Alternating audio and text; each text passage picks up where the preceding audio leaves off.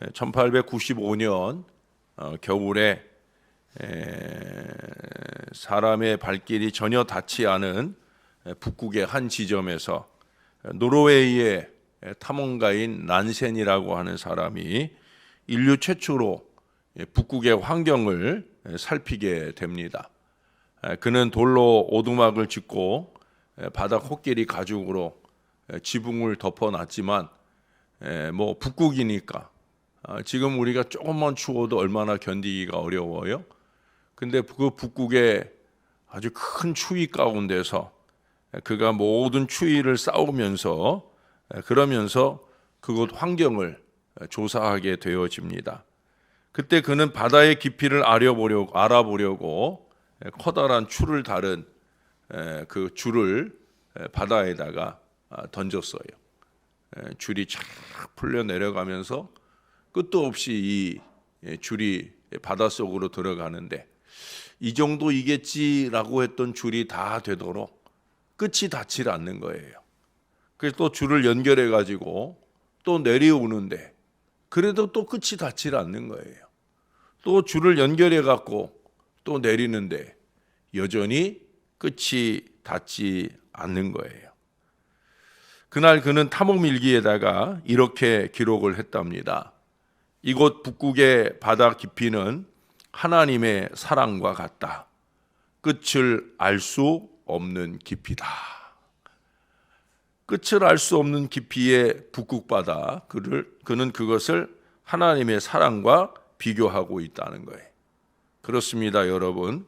우리 하나님의 사랑은 그 깊이도 넓이도 알 수 없는 무한한 사랑인 거예요. 넘치는 사랑입니다. 오늘 본문의 6절 이하에도 그런 하나님의 사랑을 잘 표현하고 있습니다. 6절 중간에 보시면 사랑은 죽음같이 강하다.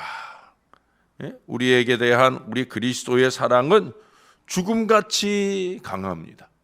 아니, 죽음보다도 더 강하다. 그렇게 말씀드릴 수 있을 거예요. 우리를 향하신 하나님의 사랑은 죽음조차 막을 수 없을 정도의 아주 세차고 뜨겁고 강렬한 그런 사랑이다. 왜냐하면 그 사랑은 죽음조차 깨트려 버렸기 때문입니다. 그는 우리를 사랑하사 우리를 위해서 자신까지 죽는 데 내어주셨고 그 죽음을 이기고 또한 부활하시는 위대한 사랑을 우리에게 나타내 주셨습니다. 반대로 진실한 성도의 그리스도에 대한 사랑도 죽음같이 강합니다. 왜냐하면 그 사랑은 그리스도 외에는 다른 어떤 것에도 죽게 만들기 때문입니다.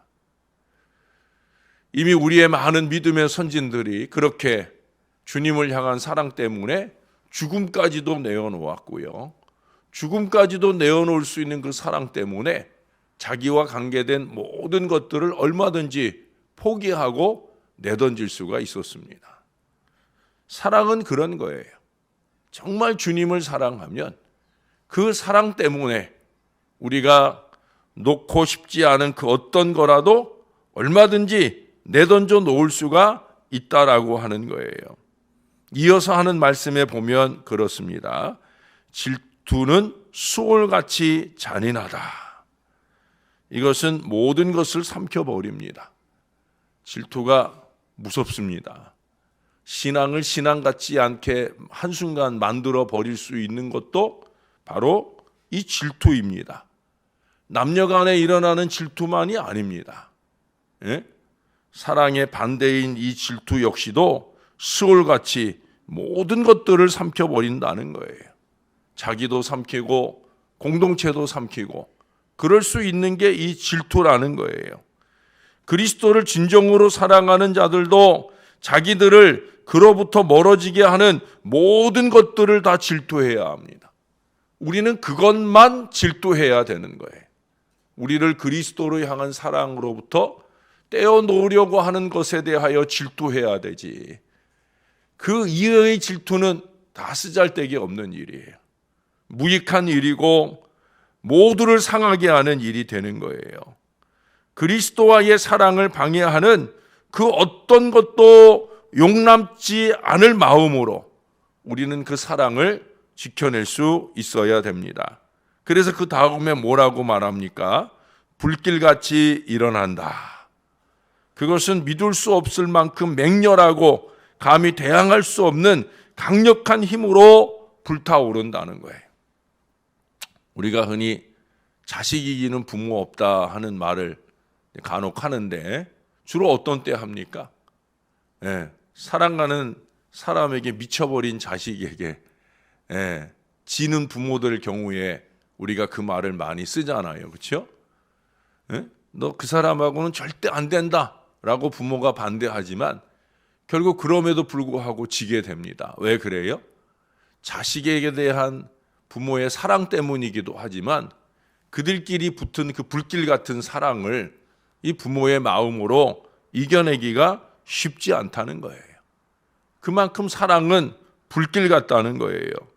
그것은 그 다음에 이어지는 표현에 보면 흡사 맹렬한 화력을 가진 숯불, 즉 여호와의 불과 같다라고 표현을 하고 있어요. 거룩한 사랑은요, 영혼의 뜨거운 열을 일으키는 불로서 그 안에 들어오는 모든 찢기들, 모든 죄악들을 다 태워버립니다. 그리스도와의 사랑이 뜨거울수록 우리 안에 모든 죄악은 자동 소멸되고 우리는 그 사랑을 받기에 합당한 거룩한 백성이 되는 거예요. 예수를 믿은 지 오래되는데도 여전히 악의와 악독으로 살고 죄악을 도모하는 어리석음으로 사는 이유는 뭐냐? 주님에 대한 사랑이 식어버린 거예요. 주님에 대한 사랑이 여전하고 그 사랑의 불길이 뜨거운 사람은 그 심령 안에서 죄악을 불태우는 강렬함이 있거든요. 근데 자기 안에서 그 죄악을 용납하고 아무것도 아닌 것처럼 살아가는 이유는 뭐예요? 그 뻔뻔한 이유는 다른 거 없어요. 마음이 냉랭해져서 그런 거예요. 주님을 향한 사랑이 아닌 어리석음으로 살아가게 되기 때문에 그렇다라고 하는 거예요. 여러분, 국가를 사랑하고 그 국가의 금메달로 영광을 돌리고자 하는 사람들 보세요. 그 기세가 불과 같은 걸 보게 됩니다. 사랑의 위력은 실로 대단하다는 것을 저는 그 국가대표들의 경기하는 모습들을 볼 때마다 가슴 뭉클하게 느낄 때가 많이 있습니다. 사랑은 용감하게 승리하는 열정이 되어준다는 거죠. 거룩한 사랑은 더욱더 그렇습니다. 영혼을 지배하시는 하나님의 사랑은 변함없이 확고하여 로마서 8장 38절 등의 말씀에 보면 사망이나 생명도 그 사랑을 떼어놓을 수 없다고 말씀합니다. 죽음과 그에 대한 공포라도 성도들로 하여금 그리스도를 사랑하는 데서부터 절대로 멀어지게 할 수 없다. 그렇게 말씀하는 것입니다. 여기 7절을 보세요. 불을 끌 수 있는 게 물이잖아요. 그것도 많은 물, 그 많은 물도 이 사랑의 불길만큼은 끄지 못한다는 거예요. 심지어 홍수가 올지라도 그 사랑의 불길을 삼키지 못할 것이다 라고 단언해 말씀합니다. 어떠한 물도 우리에게로 향하신 그리스도의 사랑을 끌 수 없고 삼키지 못한다는 거예요. 그리스도는 어떤 어려운 고난, 심지어 피해 받아라 할지라도 건너서 우리 가운데 오십니다. 사랑은 홍수 위에 있다는 사실이에요. 사랑은 그 모든 고난 위에 있다는 사실입니다. 따라서 우리도 그에 대한 우리의 사랑을 감소시켜서는 안 된다는 거예요. 생명과 그에 따른 어떠한 기쁨도 성도들을 그리스도에 대한 사랑으로부터 유혹해내지 못할 것입니다. 사랑은요, 세상이 우리를 향해 찌푸렸을 때나 반대로 우리에게 유혹의 미소를 띌 때에도 우리는 그 모든 것을 극복하고 이겨낼 수 있게 해준다는 사실이에요. 정말 그리스도를 향한 그 한결같은 사랑이 뜨겁기만 하면 우리는 사람이나 상황이나 환경에 의해서 절대로 이 그리스도를 향한 사랑에서 좌지우지되는 어리석은 인생을 살지 않아야 된다는 거예요. 사랑은 그렇게 우리에게 항상 승리의 노래를 부르게 만들어 주는 것입니다. 그래 여기 5절의 시작에 보면 그러잖아요. 그의 사랑하는 자를 의지하고 거친 들에서 올라오는 여자가 누군가. 주변에 있는 이 신부 주변에 있는 사람들로부터 많은 칭송을 들어요. 거친 들에서도조차 아무렇지도 않게 올라올 수 있는 그 이유가 뭐냐? 그 사랑하는 자를 의지하고 왕을 의지하니 왕을 의지하고 가는 이 술람미 여인이 얼마나 당당하게 그 거친 들을 뚫고 나오겠느냐 하는 거예요. 여러분, 우리는 그 사랑하는 자 예수 그리스도를 의지하고 거친 들에서 올라오는 주의 백성이 세상에서 칭송을 받을 수 있다는 사실을 잊지 말아야 됩니다. 하나님을 사랑하는 그 마음을 놓치지 말아야 할 뿐 아니라 하나님의 그 사랑을 우리가 온전히 의지하는 믿음을 가져야 된다는 거예요.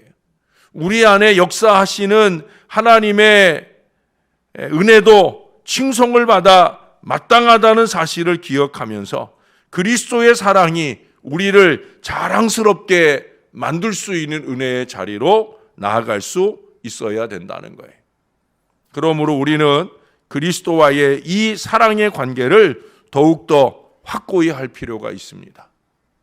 6절에 보시면 이 술람미 여인도 신랑에게, 다시 말해서 그리스도에게 자기와의 관계가 더욱더 확고해지고 지속되며 더욱더 가깝게 되기를 간구하는 것을 보게 됩니다.